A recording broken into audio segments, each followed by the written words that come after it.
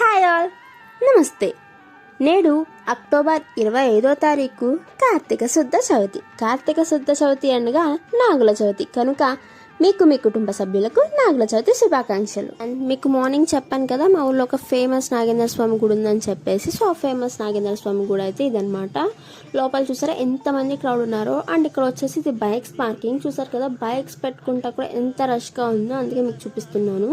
ఇంకా మనం గుడి లోపలికి కనుక ఎంటర్ అయిపోయినట్లయితే ఇది వచ్చేసి నాగేంద్ర స్వామి పుట్ట. అక్కడ మీరు గమనించినట్లయితే అక్కడ పూజలు కూడా చేస్తున్నారు. ఇంకా మనం మెయిన్ నాగసుబ్రహ్మణ్య స్వామి గుడి లోపలికి అయితే వెళ్ళిపోదాం.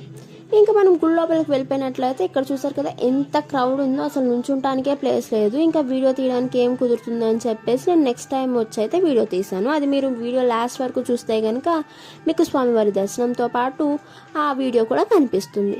అండ్ మా ఊరి నాగేంద్ర స్వామి గుడి ప్రత్యేకత ఏంటంటే, ఈ స్వామి దగ్గర ఏదైనా కోరికను కోరుకుని 7 మంగళవారాలు లేదా 7 ఆదివారాలు లేదా 11 మంగళవారాలు లేదా 11 ఆదివారాలు వచ్చి ప్రదక్షిణాలు చేసినట్లయితే ఈ స్వామి మీరు కోరికన్న కోరికనైతే తీరుస్తారు. అంతేకాకుండా ఈ స్వామిని సంతాన సాఫల్య స్వామిగా కూడా కొలుస్తారు. అలానే నాగుల చవితి సందర్భంగా ఇవాళ ప్రసాదాలు వచ్చేసి పులిహోర, కేసరి. మీరు గమనించినట్లయితే కొంతమంది నాగేంద్ర స్వామి పుట్టలో కోడిగుడ్లు కూడా వేశారు. అలా కోడిగుడ్లు వేస్తే మంచి కలుగుతుందని వాళ్ళ నమ్మకం. అలానే మనం ఇప్పుడు మెయిన్ నాగసుబ్రహ్మణ్య స్వామి గుడి లోపలికి వచ్చేసినట్లయితే స్వామివారికి పాలాభిషేకాన్ని చేయడం చూసి తరించండి. అలానే ఈ స్వామివారి గుడిలో ప్రతి ఆదివారం పంచామృత అభిషేకాలతో పాటు విశేష పూజలు కూడా జరుగుతాయి. ఇలా సుబ్రహ్మణ్య షష్ఠి నాగుల చవితి అన్నప్పుడు ఇంకా ఎక్కువగా విశేష పూజలు జరుగుతాయి.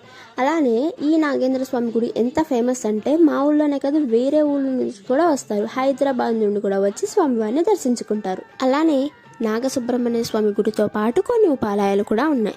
ఉపాలయాలు వచ్చేసరికి ఆంజనేయ స్వామి, గణపతి, లక్ష్మీదేవి, సరస్వతీదేవి. ఈ ఉపాలయాలతో పాటు కనకదుర్గమ్మ వారి ఆలయం కూడా ఉంది. ఈ కనకదుర్గమ్మ వారి ఆలయంలో దసరా నవరాత్రులు, వారాహి నవరాత్రులు అయితే ఘనంగా చేస్తారు. కనుక మీరు కూడా కనకదుర్గమ్మ వారిని దర్శించుకుని కనకదుర్గమ్మ వారి అనుగ్రహాన్ని అయితే పొందేయండి. అలానే నాగసుబ్రహ్మణ్య స్వామి గుడిలో ఉపాలయాలు, కనకదుర్గమ్మ వారి ఆలయంతో పాటు ఒక చిన్న ఫంక్షన్ హాల్ కూడా ఉంది.